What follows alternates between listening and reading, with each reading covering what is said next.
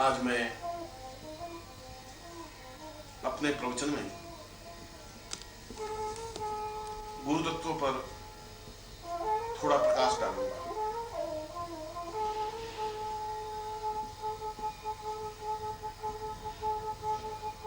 गुरु हमारो गोत्र है।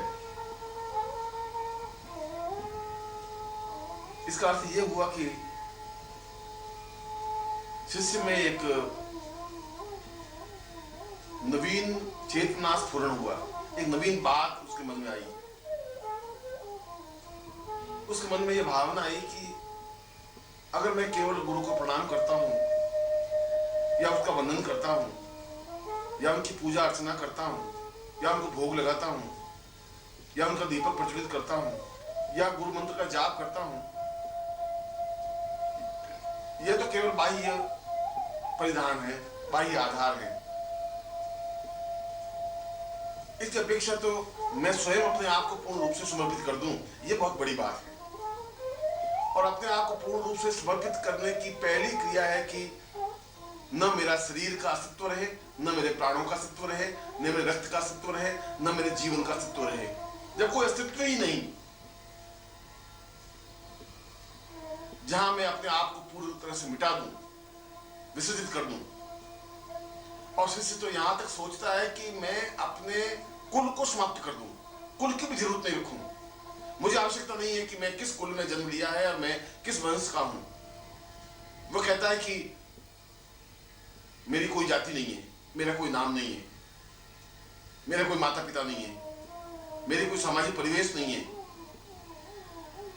क्योंकि यदि मुझे पूर्णता प्राप्त करनी है, यदि मुझे समर्पित होना है, यदि मुझे समर्पण करना है, तो फिर मेरा किसी प्रकार से कोई अस्तित्व रहे ही नहीं। और मेरा अस्तित्व रहा तो फिर मेरे जीवन का प्रयोजन, मेरे जीवन की सार्थकता ही क्या रही।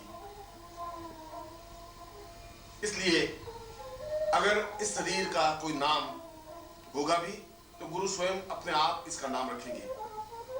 क्योंकि आज तक इस नाम से, जो मेरा नाम है, इस नाम से तो मैंने जीवन में छल, झूठ, कपट, असत्य, न्यूनताएं बहुत रखी।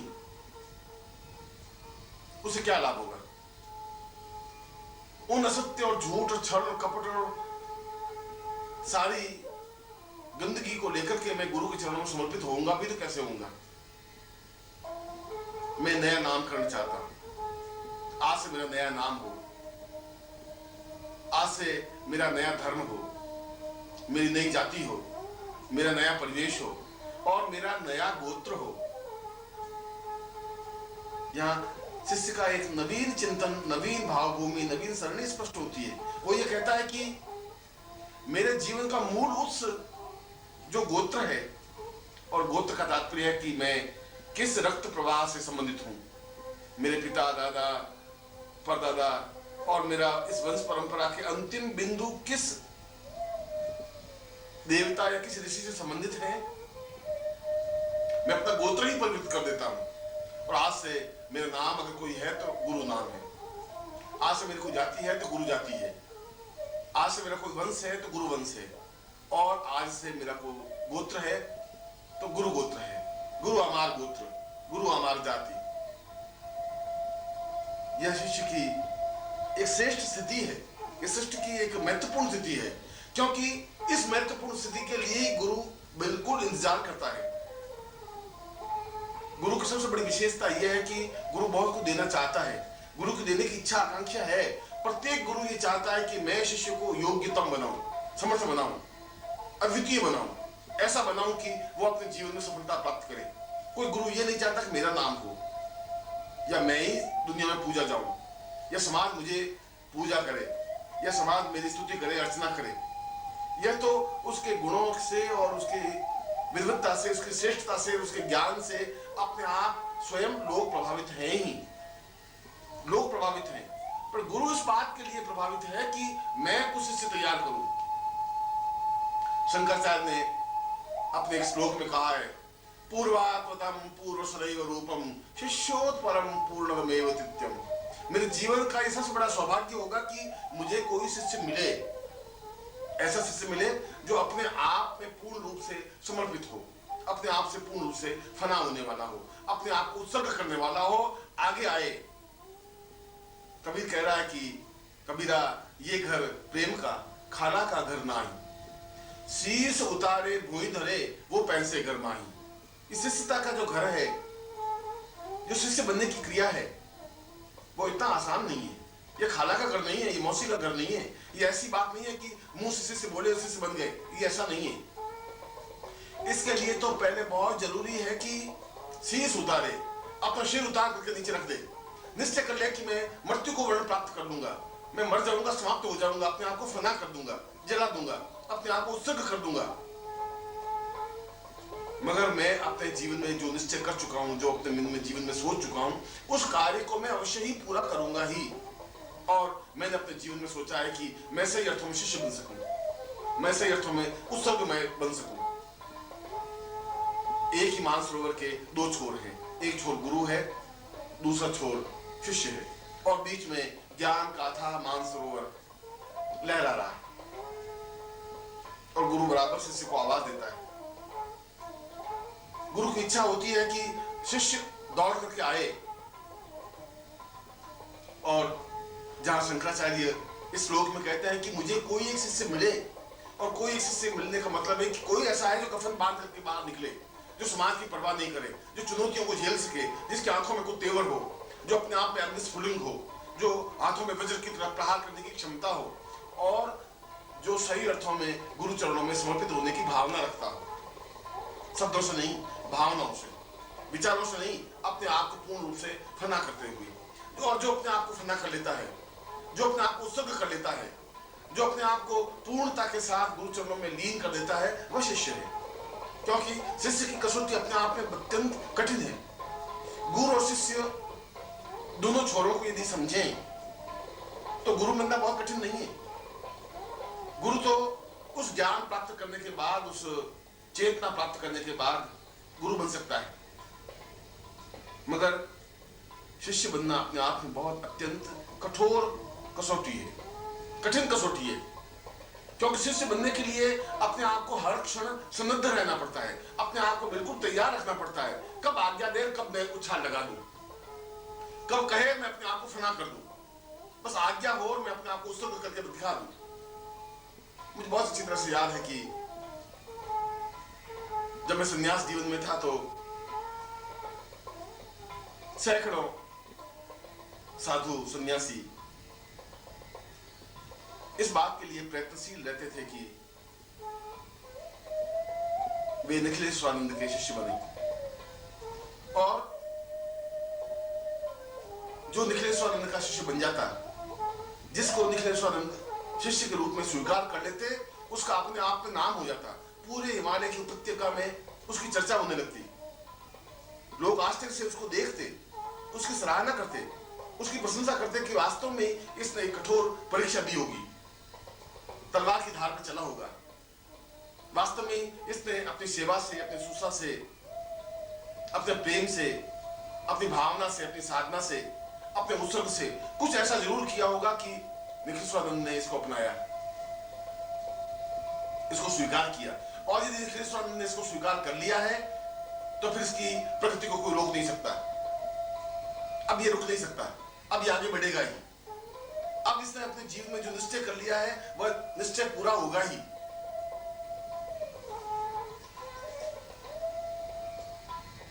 और इसी प्रकार उन सैकड़ों सन्यासियों, योगियों, साधुओं में से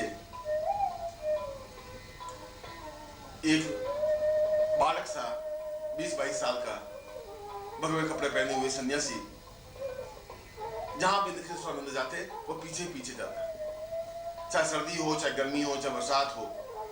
यदि वो कुटिया में होते तो बाहर 24 घंटे खड़ा रहता, धूप में भी, बरसात में भी, सर्दी में भी। यदि उसे कहते कि खाना खा तो खाता खा, नहीं तो खाना ही नहीं खाता, पानी नहीं पीता, मगर इसके बावजूद भी चेहरे पर कोई शिकन नहीं, चेहरे पर किसी प्रकार की भाव नहीं। ऐसा नहीं कि मैं इतना दुख देख रहा हूं, इतनी वेदना सहन कर रहा हूं, न मालूम कब क्षण आएगा कि निखिलेश्वरानंद आगे बढ़कर के मुझे अपना लेंगे, शायद ऐसा कौन सा क्षण आएगा कि वे अपने सीने से मुझे खींच लेंगे, मेरे सिर पर हाथ रखेंगे और मुझे शिष्य रूप में स्वीकार कर लेंगे। उसके सामने कोई स्पष्ट नहीं था, मैं सोच रहा था कि शायद हो सकता है इस जीवन में मुझे शिष्यता मिल जाए, नहीं भी मिले। हो सकता है ये पूरा जीवन मेरा इसी प्रकार से व्यतीत हो जाए इंतजार करते करते, मगर कोई बात नहीं। अगर इस जीवन में मुझे शिष्यता का सौभाग्य नहीं मिला तो अगले जीवन में तो जरूर मिलेगा ही। वह बहुत आसान वाली था। एक बार बद्रीनाथ के आगे नरनारायण के पर्वतों पर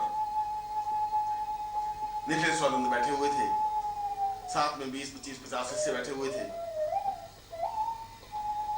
और वह कहीं दूर से दौड़ता हुआ हाँफता हुआ आया और आकर के साष्टांग दंडवत किया, खड़ा हो गया। निखिलेश्वरानंद ने उसे एक क्षण के लिए देखा और एहसास किया कि पिछले 2 साल से बराबर ये छाया की तरह पीछे ही पीछे घूम रहा है। निखिलेश्वरानंद ने अपने पास बुलाया और कहा कि क्या तुम वास्तव में शिष्य बनना चाहते हो? क्या तुम वास्तव में ही शिष्य बनकर के कुछ सीखना चाहते हो? क्या वास्तव में तुम आज्ञा पालन करोगे? उसने अत्यंत विनम्रता पूर्वक कहा कि पिछले 2 साल में पहली बार मुझे सौभाग्य मिला है कि आपने मुझे बुलाया, मुझसे बातचीत की और ये मेरा परम सौभाग्य होगा कि आप मुझे आज्ञा दें। आप आज्ञा दें, मैं आपको आज्ञा पालन करके दिखाऊं। शायद निखिलेश्वरानंद को कौतूहल सूझा या क्या चिंतन किया, क्या विचार किया, और वे पहाड़ की ऊंची चोटी पर बैठे हुए थे और जहां चोटी थी वहीं एक तरफ गहरा खड्ड था, गहरी घाटी थी। एक सेकंड के लिए निखिलेश्वरानंद ने उस घाटी की तरफ देखा और उसको पूछा कि क्या तुम इस पहाड़ पर से इस घाटी में छलांग लगा दोगे? उसने कहा आप आज्ञा दें, मैं छलांग लगा के दिखाऊंगा। आप आज्ञा दे दें। निखिलेश्वरानंद ने कहा कि फिर तुम छलांग लगा, और उसने इधर उनका शब्द पूरा मुंह से निकला नहीं, उससे पहले ही उसने तुरंत छलांग लगा दी और हड़बड़ा करके निखिलेश्वरानंद उठे, सारे शिष्य उठे, कोलाहल मच गया। एक जवान लड़के ने आत्महत्या कर दी, प्राण चेतना खत्म कर दी, दौड़े और आधा मील नीचे तक उस घाटी को पार करके जब देखा तो वह व्यक्ति एक शिला पर ध्यानस्थ बैठा हुआ था और उसके मुंह से केवल निखिलेश्वरानंद गुरुदेव के शब्द निकल रहे थे और कुछ शब्द नहीं था। जगह जगह से शरीर कट गया था, पत्थरों से लहूलुहान हो गया था। उसके बावजूद उसके चेहरे पर एक आनंद की वर्षा थी, एक तेजस्विता थी। उसको ये सौभाग्य का श्रेय अनुभव हो रहा था कि मुझे आज्ञा दी और मैंने आज्ञा पालन करने की कोशिश की। अब इस आज्ञा पालन में प्राण चले जाएं, प्राण बच जाएं, ये तो गुरुदेव जाने। उन्होंने आज्ञा दी होगी, सोच समझ के आज्ञा दी होगी, क्यों दी ये तो वे जाने। शिष्यों ने 1.25 घंटे के बाद नीचे उतर करके 1.25 घंटे तक नीचे उतरे और उस खड्डे में उतरने के बाद देखा कि वो बैठा हुआ है, जगह जगह से रक्त बह रहा है। उसने उसको हिलाया डुलाया तो बड़ी मुश्किल से उसकी आंखें खुली और उसको लेकर के उसमें चलने की सामर्थ्य नहीं रह गई थी। पांवों पर काफी चोट आ गई थी, हाथों में चोट आ गई थी, चेहरे पर कई प्रकार के कांटे और पत्थर के ठोंके लग गए थे, खून बह रहा था।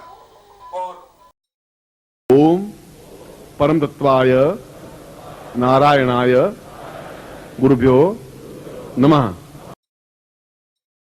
ओम ह्रीं मम प्राण देह रोम प्रतिरोम चैतन्य जाग्रय ह्रीं ओम नमः। ओम भूर्भुवः स्वः तत्सवितुर्वरेण्यं भर्गो देवस्य धीमहि धियो यो नः प्रचोदयात्।